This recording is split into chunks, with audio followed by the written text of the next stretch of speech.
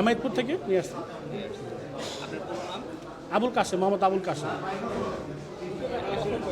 জি, বুক ওই যে আমি তো ঘুমন্ত ছিলাম, আশেপাশে ভাড়াটিয়ারা বলতেছে, আমাকে ডাক দিয়েছে আপনার ভাড়াটিয়া অসুস্থ। হ্যাঁ, বিল্ডিং 6 তলা বিল্ডিং, 6 তলা থাকতো। হ্যাঁ, না উনি একা বেছিলেন।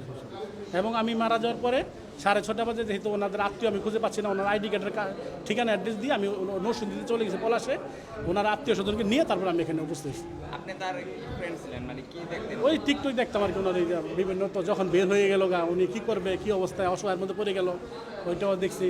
এবং ওই বিভিন্ন ধরনের বর্তমান টিকটক করতো। এখন যে সে মারা গেল, আপনার কেমন লাগে? আসলে তো খারাপ লাগে ভাই, আমাদের এখানে ছিল একটা পরিচিত মানুষ, চিকিৎসাধীন অবস্থা মারা গেছে। শ্বাসকষ্টের সমস্যা হয়। উনি আমাকে বলছে ভাই আমার শ্বাসকষ্ট, উনি আমাকে বলছে আমি শ্বাসকষ্ট, আমি অসুস্থ, ভাই আমাকে তাড়াতাড়ি মেডিকেলে নিয়ে যান। তখন আমি জরুরি বিভাগে সোরাতে নিয়ে আসছি। আমি 4টার দিকে নিয়ে আসছি, 3:30টার দিকে ঘটনা। আমার গাড়ি রেডি করতে করতে 4টা বাজতে, এখানে ডাক্তারের চিকিৎসাধীন অবস্থা, ডাক্তার 5:30 ঘোষণা দিয়েছে মারা গেছে। আমি তো 4টা বাজে রওনা, 8 ঘন্টা লাগছে আসতে।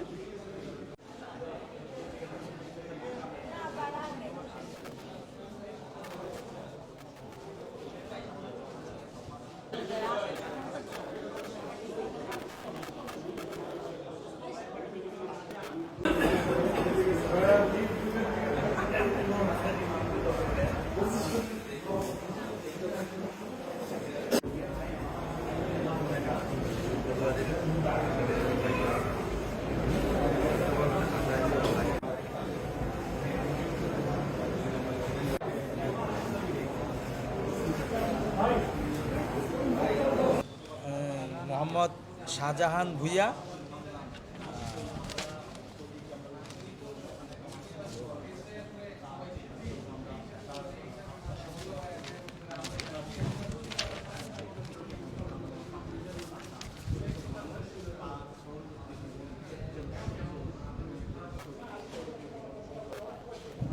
শাহজাহান ভূঁইয়া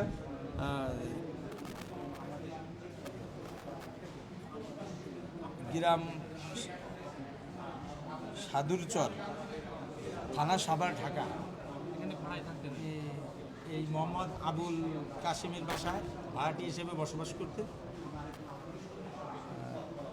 অদ্য 24 তারিখ রাত অনুমান 3:30 ঘটিকার সময় বুকে তার ব্যথা ওঠে। অন্যান্য ভাড়াটিয়া সহ মোহাম্মদ আবুল কাশেমকে জানাইলে সে জরুরি ভিত্তিতে শহীদ সোহরাওয়ার্দী হাসপাতালে তাকে নিয়ে আসেন। ভোর 5:30 ঘটিকার সময় কর্তব্যরত ডাক্তার পরীক্ষা নিরীক্ষা করিয়া তাকে মৃত ঘোষণা করেন। এই আর কি।